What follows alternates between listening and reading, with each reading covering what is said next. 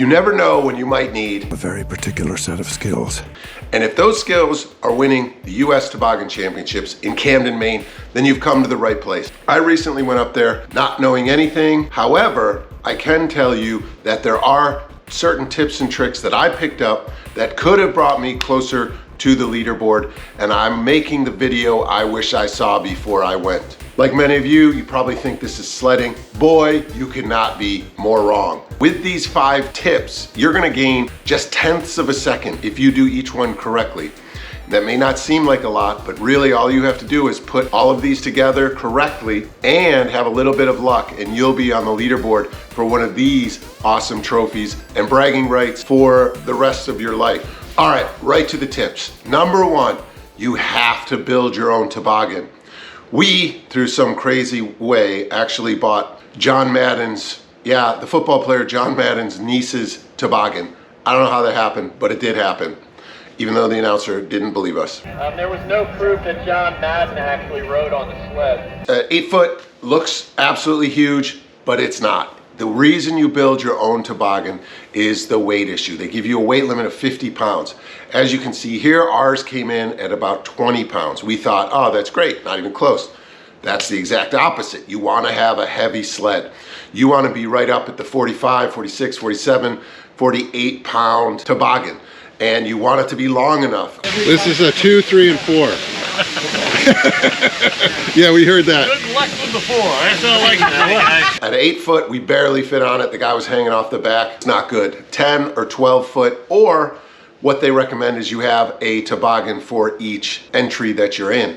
That way you can get it prepared the way you want it and make sure that one's ready, and then take it down one time and not scuff it up, worry about the bottom or anything like that. So you most likely will have to build your own sled and get it heavy, get it very close to the weight limit, because it's all gonna add up when it's zooming down the hill. Number 2 is wax. So the bottom of your toboggan has to be waxed with the right wax. Like skiing, there's different temperature wax. And throughout the day, the temperature can vary widely. So you have to make sure that you have the right wax. I spent a ton of time in Maine waxing my toboggan, and it paid off. We got it to where when you needed to just throw a piece of cloth over it, it should just kind of glide all the way down. So get the right wax, and you have to spend a lot of time before and after each run getting that bottom of that toboggan as smooth as possible with the right wax for the right temperature. Number 3, and this probably could be number 1, is find a coach. Find somebody that's done it before. We had an awesome guy up there, Chris. This is supposed to be a runner, right?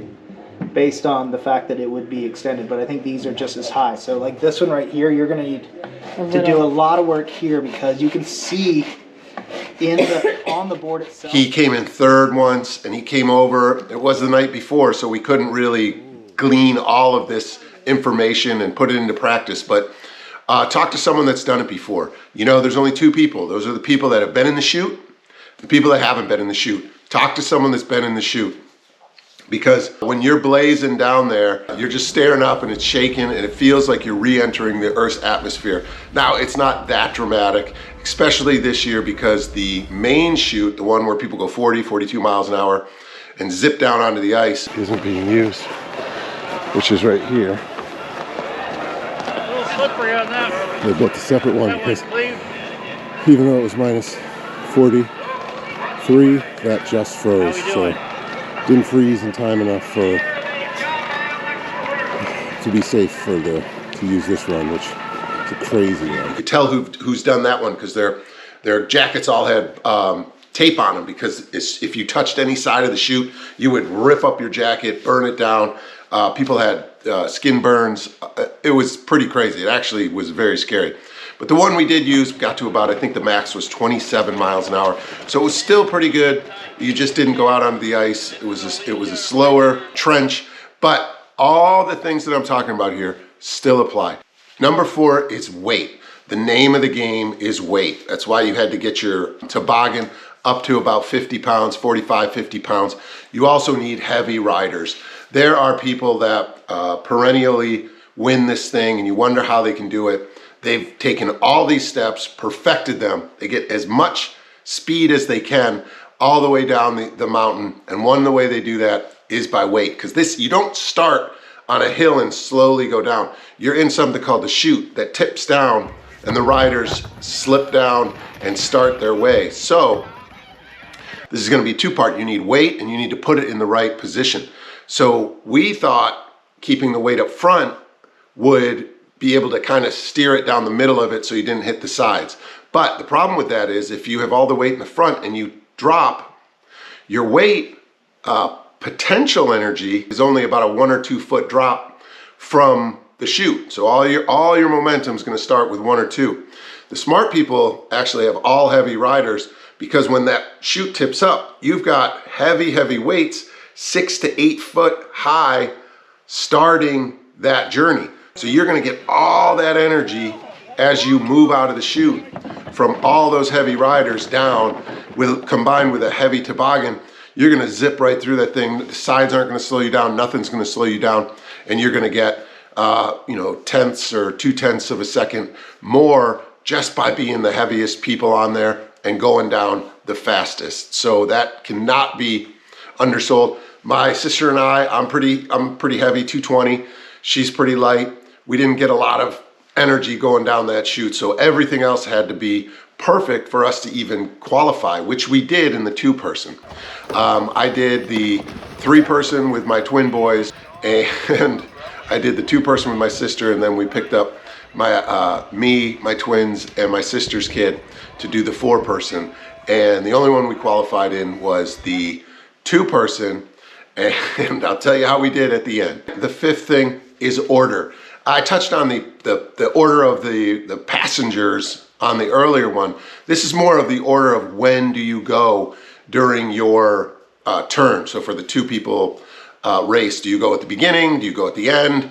Do you line up? When do you do that? What we were told was the first, obviously, you don't want to go first. Sometimes media goes down there, but they start trying to get the snow matted down so that you can do it. But you don't want to go too late, because the sun could shift or come through the clouds and then start melting the snow or ice and slowing you down that way. So the order you go, the way we decided is we watched some teams that we know were very good at this, and we'd follow them. And so we were pretty much using their knowledge of the mountain, of the time of day, and all that stuff to get in a good time to go down the hill when it's at its fastest, because there are fast times and there are slow times.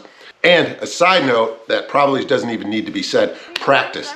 Get on that toboggan, take runs, practice getting in, practice getting into the positions, and practice getting close to each other so that when the day comes, it's pretty fast. You got to look like you know what you're doing. And we only had a day before. It was minus 20 degrees when we were practicing.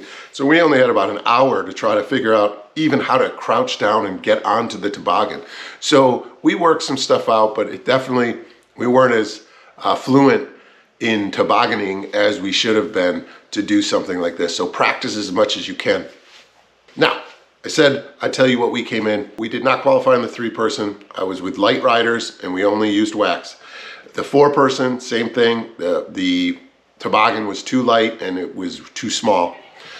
The 2-person was probably a perfect toboggan. Me and my sister, we did qualify. The first and last to qualify was in between 1 second. So it was between 10 seconds and 11 seconds. We were 10.99. So we barely made it, but we did qualify. We went up there, we gave it our all, and it looks like we are in last place. Last place team. Yes. So far. No, I think it looks like we're going to be in last for the whole thing. But it was a good time. Only one team can say that. Making it to the finals was the best. So I'm just silver lining it. I encourage, if you can do this, please get up there, practice and study all these tips, and you'll do absolutely amazing, and you can become the US National Toboggan Champion, and that would be awesome. So I hope you enjoyed it. I know it's not a tech video, but sometimes you got to do other things, and you may need this sometimes. And I know if I was sitting at work and I could learn how to win a toboggan championship, I would click on it. So please like, subscribe, share, and let me know what you thought, and we'll do more of these. I appreciate it. Thanks for watching. and literally turned to the people next to us and said, hey, don't worry about us. We don't really have the weight to do well. Looked at us dead in the eyes and said, listen, there's still time. Go to your car, find a metal part you don't need, melt it down, and put it in your toboggan. That's when we knew this was a little bit more serious than we thought.